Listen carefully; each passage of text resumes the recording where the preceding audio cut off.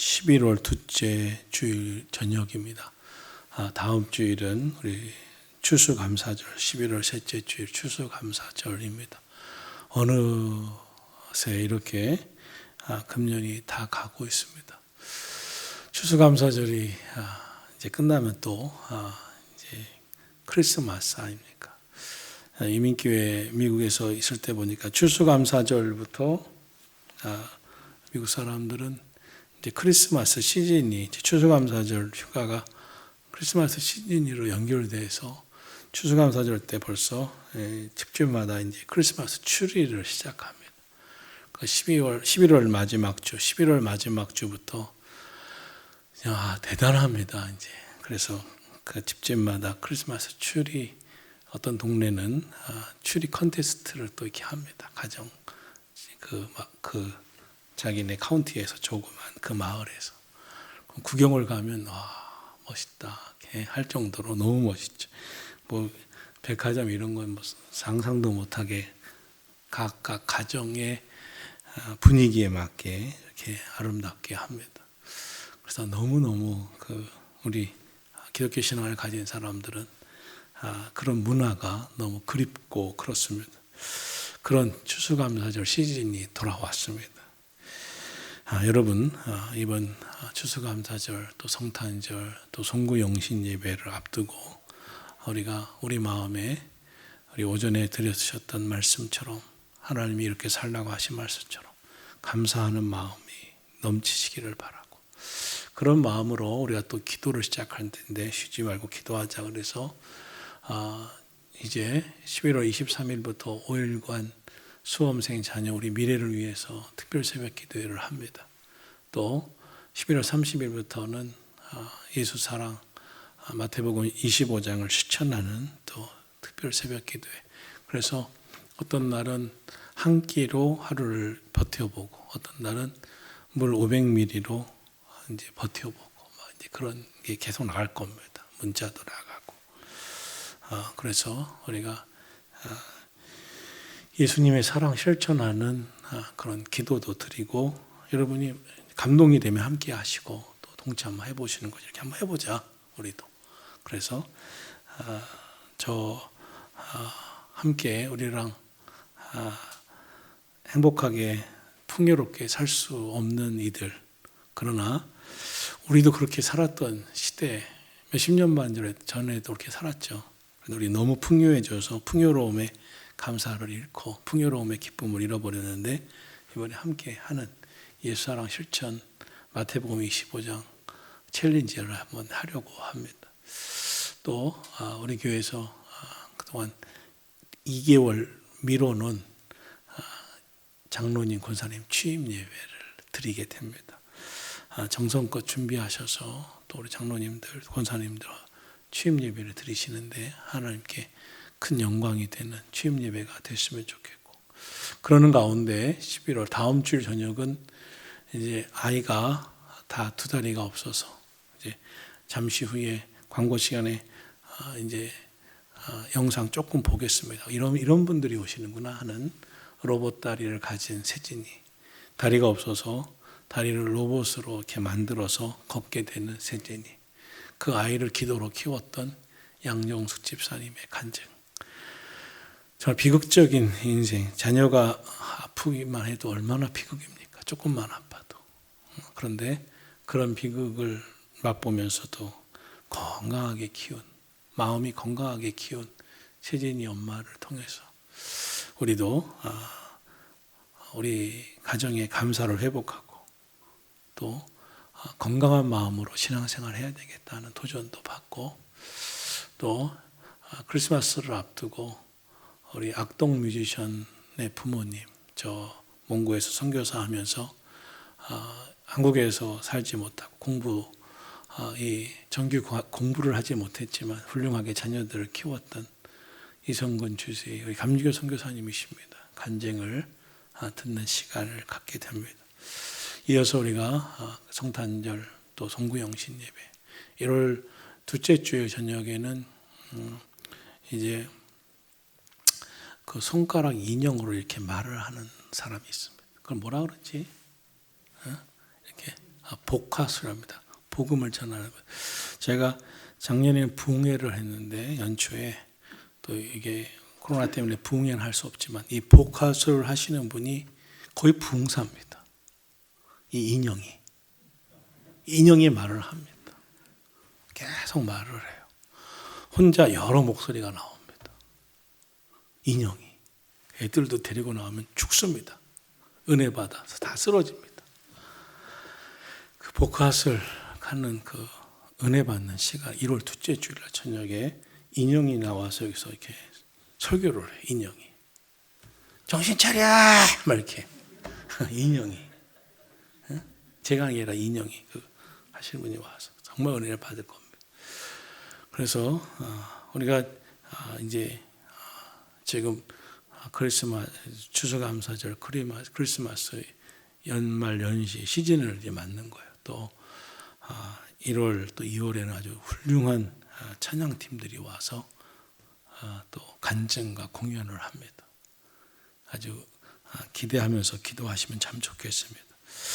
지난주부터 우리는 산상수훈의 말씀을 보고 있습니다. 산상수훈이라 하면 5장 1절에 마태복음 5장부터 6장 7장에 이어지는 것인데 우리가 5장 6장 7장은 아주 한 절 한 절씩 이렇게 산상수훈의 말씀, 예수님이 이 성경에 예수님의 말씀이던 복음서가 가장 핵심인데 그 복음서 중에서 더 이제 예수님의 말씀 산상수훈을 더 놀랍게 보고 있죠.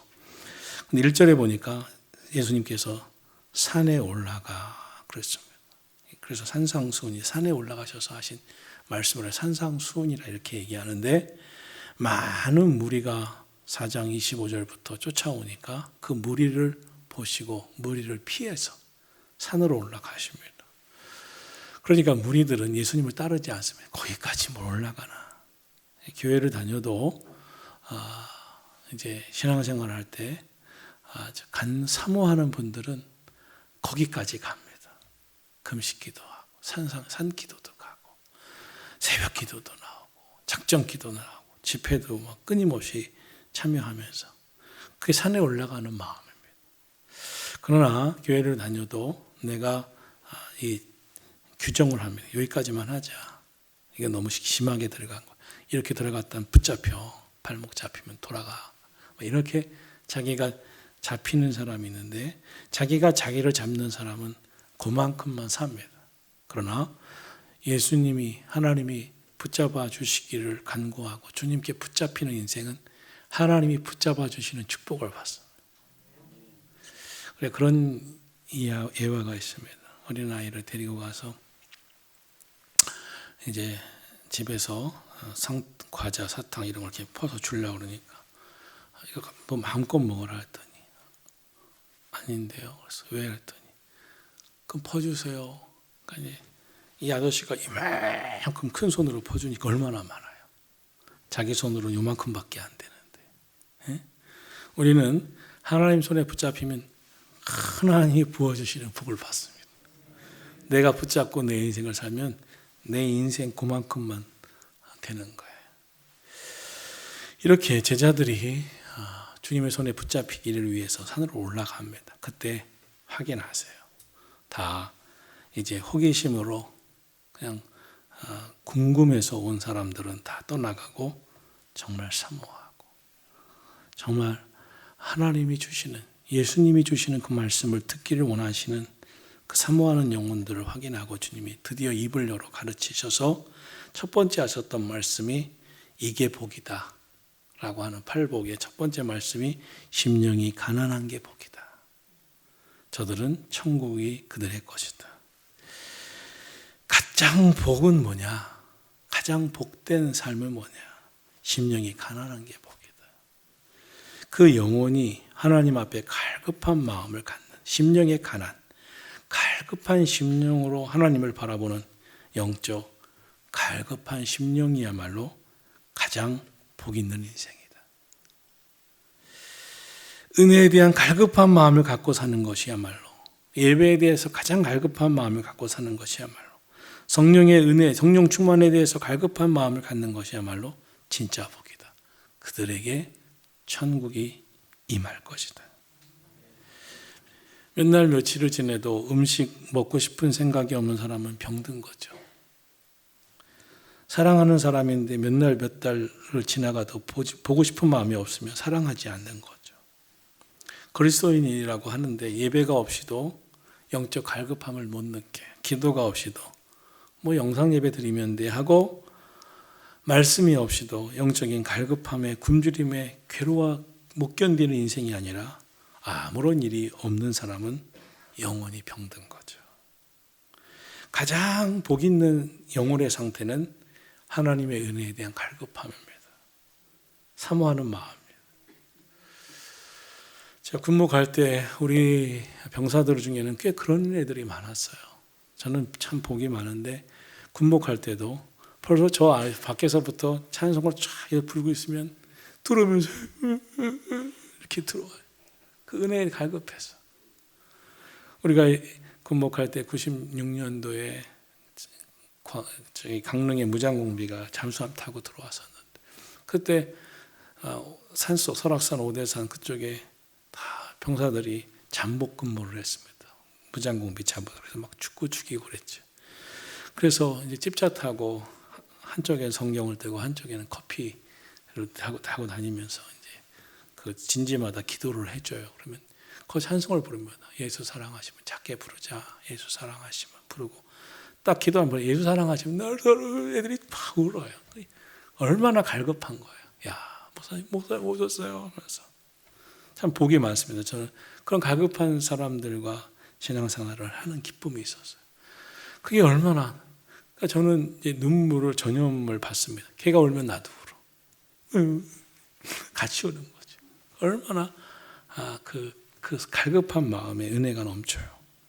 그런데 예수님은 저 가장 큰 예수님 말씀하는 복 중에 첫 번째 복은 그런 심령의 가난한 마음이야. 심령의 가난한 자가 진짜 복이다. 그들이 천국이 그들의 것이다. 천국을 소유할 것이다. 마음이 하나님 은혜에 대한 갈급함, 예배에 대한 갈급함. 그 마음이 진짜 복인데 그들 마음에 천국이 임한다는 거예요. 천국이 그들의 것이라는 거예요. 교회 다니는 성도 중에서도 막 은혜를 갈급하시는 분들이 있습니다. 예배가 갈급해. 찬송만 불러. 정말 복 있는 거예요. 그거 여러분 교회 다니면서 옷잘 입은 사람 부러워하지 마시고 오늘 화장이 잘 되신 분 부러워하지 마시고 우리 염색이 옷잘 먹었네. 뭐 염색 잘 됐다고 부러워하시고 색깔 잘 먹었네. 부러워 이러지 마시고 집사님은 눈물이 있네. 집사님은 은혜가 있네. 집사님은 영적인 갈급함이 있네. 그 심령의 갈급함이 나에게 오늘 기도 제목이야. 그게 정말 크게 복이라는 사실을 꼭 기억하기를 축원합니다. 오늘은 이어서 복 있는 사람 두 번째 예수님이 말씀하시는 진짜 복은 애통하는 사람이라고 그랬습니다. 애통하는 사람은 복이 있나니 그들이 위로를 받을 것이며 예수님은 애통함을 아시는 분이었습니다. 마태복음 27장에 보면 엘리 엘리 라마 사박다니 하나님 어찌하여 나를 버리시나이까. 눈물의 기도를 하나님 앞에 버림받는 눈물의 기도를 당신이 하나님께로부터 단절되고 끊어지며 하나님이 사랑하시는 영혼들을 구원하라고 주신 그 일을 위해서 하나님 앞에 버림받으며 영혼을 구원하기 위해 십자가를 지시는 예수님은 그렇게 우십니다. 겟세마네 동산에서는 얼굴에 땀방울이 흐르고 핏방울이 흐르면서 통곡하고 십자가 위에서는 엘리 엘리 라마 사박다니 하면서 우십니다. 그 예수님은 진짜 애통하는 게 뭔지를 아시는 분이에요. 애통. 예수님이 하나님과 단절되는 거. 어떻게 보면 하나님께로부터 거절당하는 겁니다. 하나님이 네가 대신 죽어줘야 되겠다. 네가 대신 죽고 내가 저 영혼들을 살려야겠다. 아버지의 마음은 알겠지만 그렇다고 어떻게 아들을 버리십니까? 그 애통이죠. 그게 고통이죠. 아버지의 사랑의 마음은 알지만 나를 제물로 쓰시는군요. 그 마음은 알지만 그 아버지의 버림받은 거절당하는 그때의 마음 이거 보통 고통이 아니죠. 그거 방법밖에 없나요? 나를 십자가에 매달고 나를 거절하고 버리시는 방법밖에 없나요? 그거밖에 없네요. 물론 정말 그것처럼 알면서도 괴로운 게 없습니다. 나 하나 제물 돼야지. 내가 하나 십자가에 제물 돼야지. 그런 건 알죠. 그렇지만 그것처럼 괴로운 게 어디 있어요? 예수님은 그 아픔을 겪어보신 분이에요. 그러나 그 애통하는 자, 당신처럼 그 애통을 경험한 자를 아시기 때문에 정말 복 있는 인생은 애통하는 제물이 되는 사람이다. 애통할 수 있는 사람이다. 애통하기까지 거절당하고 버림받으면서도 하나님 앞에 눈물로 호소한 사람이다. 그들은 복이 있다. 그들이야말로 하나님의 위로를 받을 것이다. 우린 그게 싫잖아요. 왜 납니까? 왜 내가 희생해야 됩니까? 내가 왜 제물되어야 됩니까? 내가 왜 버림받아야 돼? 왜 내가 십자가가 내가 져야 합니까? 그래서 애통하기를 싫어해요. 우리는. 근데 예수님은 그 애통을 겪으셨어요. 이 애통하는 자는 복이 있나니 할 때 예수님이 말씀하신 애통하는 사람의 복은 사실 세상의 행복론과는 너무나 다릅니다. 이 세상에서 이렇게 얘기해 주죠. 사랑하는 사람을 만날 때 남자들이 그렇게 종종 얘기하죠. 나와 결혼만 해주면 평생 웃게 해줄게. 울지 않게 해줄게. 거짓말인 줄 알고 사시기 바랍니다. 자녀들이 지금까지 속속였는데 어머니 이제 웃게만 해드릴게요. 말로만 받으시기 바랍니다. 세상은 그게 행복이라고 생각해요. 말만이라도 고맙다 이렇게 얘기하죠. 그러나 예수님은 역설적으로 얘기하세요. 애통하는 게 복이 있다. 애통하는 자가 복이 있다. 애통의 복에 대해 말씀합니다. 정말 애통하는 자가 위로를 받을 것이다. 이것이 제자들만 이해할 수 있는 말씀이라고. 제자들 정도만 돼야, 제자들 수준은 돼야 이 말을 이해할 수 있는 사람이라고 전하고 있는 겁니다. 사실 저도 요 산상수 설교로 우리 17주년이 됐잖아요. 10주년 때 할까? 13주 전에 할까? 몇 번 고민했습니다. 첫째는 제가 그 영적인 준비가 안 됐어요. 두 번째는 우리 성도님들이 이걸 하실까가 준비가 안 돼요. 몇 번을 미뤘습니다. 제가 주일 저녁은 신약 성경 강해를 하고 수요일은 구약 성경 강해를 하고 이제 금요철에는 기도, 성령, 은혜 이런 말씀을 전하고 주일은 이제 주제별 또는 교회력에 따라 설교를 하는데 이 주일 저녁에 신약 성경 이 강해 중에서 이 산상수를 몇 번 하고 싶었는데 이거는 아무나 이해할 수 있는 게 아니에요. 애통하는 자가 복이 있다. 하나님 앞에서 우는 자가 복이 있다. 그건 이해할 수 없잖아요. 우리는 복이라고 하면 받는 거죠. 성공해서 오르는 거죠. 남의 위에 올라가는 거죠. 그러나 주님은 애통하는 게 복이 있다 그랬습니다. 이 애통은 성경에서 눈물, 슬픔을 표현하는 용어가 여러 가지가 있는데 그 중에서도 가장 강도가 센 겁니다. 어감도 센 겁니다. 히스기야가 이사야 38장에서 하나님 앞에 너는 이제 병들어 죽으리라 살지 못하리라 할 때 바로 성전으로 쏟아 올라가서 히스기야가 통곡합니다. 웁니다. 눈물을 흘립니다. 하나님 앞에 메어 달립니다. 그때 하나님이 내가 내 눈물을 보았노라. 내 기도를 들었노라. 그리고 히스기야의 생명의 연장을 시켜주십니다. 애통하는 자는 복이 있습니다. 하나님의 위로를 받게 되는 것입니다. 사무엘상 1장에 한나라고 하는 여인이 애통합니다. 너무 원통하고 애통해서 성전에 올라가 눈물을 쏟습니다. 너 왜 이렇게 우냐? 제사장 엘리가 물으자. 너무나 원통합니다. 너무나 애통합니다. 그런데 왜 여기 와서 그러냐? 그러지 않고 그 원통하는 애통하는 한나의 눈물을 그대로 보고 하나님이 지켜보십니다. 하나님이 애통하는 원통에서 애통해하면서 성전에 올라와 울고 있는 한나의 기도를 들으세요. 사무엘을 주세요. 그리고 이후로도 축복해 주세요. 저희가 좀 한 1-2년 전만 해도 어렸을 때는 물론이고 한국교회에서 제일 많이 듣던 말씀, 목사님들이 제일 많이 하시던 말씀, 부흥회 때 꼭 듣던 말씀이 뭐냐면 우세요. 하나님 앞에서 우세요. 성전에 올라와 우세요. 하나님 앞에 우시면 돼요. 하는 거였어요. 하나님 앞에 울라는 거예요. 하나님 앞에서. 하나님 앞에서 막 울라는 거예요. 예전에 울 일도 많았죠. 옛날에는.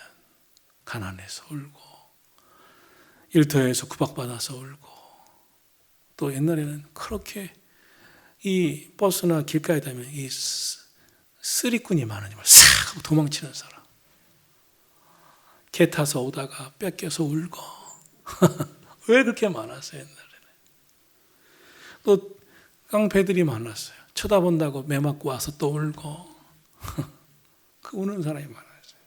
그런데 성전에서 울면서 통곡하는 게 그렇게 귀하다는 거예요. 저들이 위로를 받게 되기 때문에. 우리도 그렇습니다. 우는 사람에게 마음이 가면 얼마나 가슴이 아프실까. 세월호 때 그 부모들이 막 와서 우는 거 보면서 얼마나 가슴이 아팠어요. 이번에 또 어떤 공무원이 북한으로 이렇게 어떤 이유인지 넘어가서 그 가족들이 막 울어요. 아들 오고 형도 울고 얼마나 가슴이 아파요. 연평도에서 북한에서 온 총 때문에 그 포 때문에 군인들이 죽으니까 그 할머니들 어머니들이 울어요. 얼마나 가슴이 아파요. 애통하는 모습은 너무나 가슴이 아픕니다. 우리도 작은 위로라도 주고 싶어요. 그런데 성전에 올라와서 애통하는 눈물을 흘리는 거예요. 이번에 우리 교회에서 신학대학의 학생들이 몇 명이 가서 너무 고맙습니다. 자부심이 생겼어요. 그런데 그보다 더 귀한 건 뭐냐면 성전에서 막 기도하시면서 자녀들을 보냈어요. 성전에서 몇 날 며칠 아니 몇 개월 동안 지금 철야 기도를 계속하면서 그게 더 중요한 겁니다. 모든 것보다 더 중요한 게 성전에서 그 기도를 쌓아놓은 거예요. 분명히 잘 될 겁니다. 기도가 쌓아진 그 가정에 저는 복이 있으리라 믿습니다. 제가 그런 기도를 우리 어머니께 받아봤잖아요. 그 애통하는 기도가 있는 그 열매가 반드시 있습니다. 오늘 예수님이 애통해라. 성전에 올라와서 애통해라. 열왕기상 17장에 보면 사르밧 여인이 있습니다. 남편을 일찍 잃고 아들 하나 키우고 있었어요. 갑자기 하나님 보내신 선지자 엘리야가 와서 이 집에 빵 하나만 주십시오 하니까 이 사르밧 여인이 빵 드릴 거 없어. 먹을 거 드릴 게 없어요. 우리 집 밀가루 조금, 기름 조금 남아서 오늘 이걸로 떡 해먹고 빵 해먹고 아들과 죽으려고 준비하고 있습니다. 이 기근에 못 견딥니다. 그랬더니 먼저 저를 대접하십시오. 하나님의 은혜가 있을 겁니다. 선지자가 갑자기 그렇게 야박하게 얘기하는데 그냥 받아요. 하나님의 말씀으로. 선지자를 대접합니다. 그렇게 하겠습니다. 선지자를 대접한 그 시간부터 그 집에 밀가루가 마르질 않아요. 기름통에 기름이 마르지 않아요. 그렇게 좋은 일만 있는 줄 알았는데 그 아들이 병들어 갑자기 죽습니다. 그러자 이 엄마가 선지자에게 항변합니다. 당신이 나로 무슨 상관이 있기에 내 죄를 생각나게 하고 내 아들을 죽게 하려고 내게 오셨습니까? 이 아들의 죽음이 하나님이 자기를 심판하시는 거라고 생각했던 비통한 눈물을 흘리면서 애통하는 눈물을 흘립니다. 엘리야 선지자도 그 죽은 아들을 보면 너무나 가슴 아파 죽은 아들의 시체를 들고 자기의 다락방으로 올라갑니다. 그리고 거기서 믿음의 기도를 들려요. 하나님 살려주세요.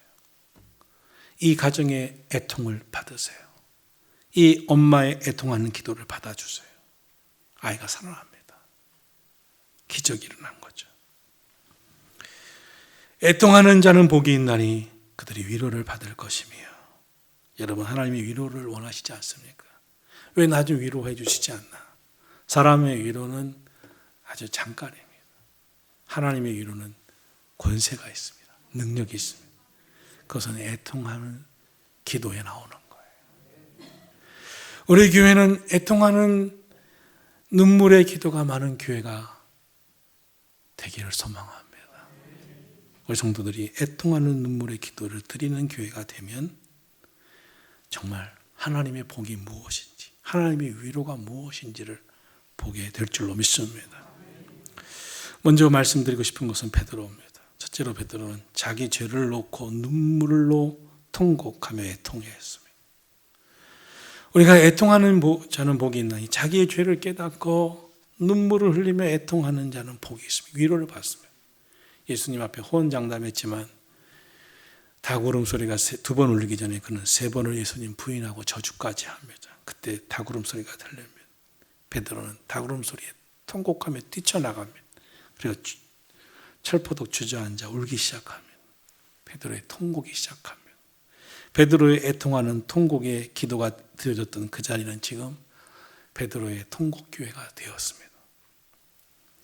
오늘 나의 죄를 깨닫고 눈물 흘리며 애통하며 우는 자는 복이 있나니 하나님의 위로를 받을 것임이라. 할렐루야. 내 죄를 깨닫고도 눈물 흘릴 줄 모르고 내 죄를 듣고도 그럴 수밖에 없었다고 하는 하나님 앞에 따지듯 말하는 인생이 아니라 베드로처럼 기억나고 떠올라 가슴 아파 울며 통곡하는 애통하는 눈물을 드릴 수 있는 그 심령, 그 마음이 복인 줄로 믿습니다. 애통하는 말씀을 들을 때 이게 나에 대한 말씀이야 가슴을 치면서 괴로워서 울 수 있는 마음이 복이지.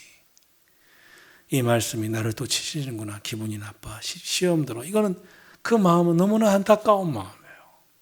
시험 잘 드는 마음은 너무 안타까운 마음. 이것은 나를 향한 주님의 애통하는 눈물을 흘리기를 원하시고 성숙한 신앙으로 이끄시는 인도하심이구나. 거기서 애통하는 눈물로 회개하는 기도는 복이 있습니다. 그들은 하나님의 위로를 받을 것임이에요. 하나님, 내 죄를 아시지 않습니까? 나는 주께 범죄했습니다. 죄악 중에 출생했습니다. 우술초로 나를 정결케 하소서. 그러면 내가 정하리이다. 주의 성령을 내게서 거두어 가지 마소서. 나를 주 앞에서 쫓아내지 마소서. 시편 51편의 기도입니다. 사랑하신 성도 여러분, 그리스도인은 다른 것은 몰라도 하나님 앞에 나와 눈물 흘릴 줄 알아야 됩니다. 하나님 앞에 나와 눈물이 많은 사람이 되셔야 됩니다. 하나님 앞에 애통하는 눈물을 흘릴 줄 아셔야 합니다. 우리가 이런 사람이 있어요. 물론 때때로 괜찮습니다. 눈물 없는 것. 그러나 신앙에서만큼 하나님 앞에서는 눈물을 흘릴 줄 알아야 돼요. 예수님도 눈물을 흘리고 기도하셨고 성경에 수많은 위로자 눈물의 기도를 드렸습니다. 야곱이가 제일 사랑한 아들이 요셉입니다. 그런데 요셉의 형들이 와서 요셉이 죽었대요. 노예를 팔아먹고, 그리고 요셉의 옷에 이 동물의 피를 붙이고 피 흘려 죽은 것 같아, 동물이 물어버린 것 같다고. 그런데 야곱이 기절하듯 웁니다. 하나님 앞에 애통하며 웁니다. 그런데 야곱의 생전에 하나님께서 요셉을 만나게 하십니다. 야곱의 애통에 위로를 해 주신 줄로 믿습니다. 성경에 보면 나인성의 여인이 막 웁니다. 아들이 죽어서. 그런데 예수님이 많은 무리를 병을 고치고 그 나인성으로 들어가다가 나인성에서 울면서 나오는 한 상여, 그 상여 뒤에 통곡하는 우는 여인을 만납니다. 예수님이 그 여인의 소원을 들어주시, 청년아 일어나라. 여인에게 이 아들을 만나게 하시죠. 성경은 분명히 말합니다. 애통하는 자, 주님 앞에서 애통하는 자는 위로를 받을 것이다. 여러분 삶에 너무나 괴롭고 안타까운 일이 있을 때 열받아, 못 견디겠어, 화가 나, 술 먹고 싶어, 어디 가서 막 두더지 잡고 싶어 막 그런 마음들. 그건 그리스도인의 태도가 아닙니다. 오늘 성전에 올라가서 울고 와야지. 성전에 올라와서 하나님 앞에 떼쓰고 와야지. 한나처럼 마음 괴롭다고 울고 와야지. 통곡하고 와야지.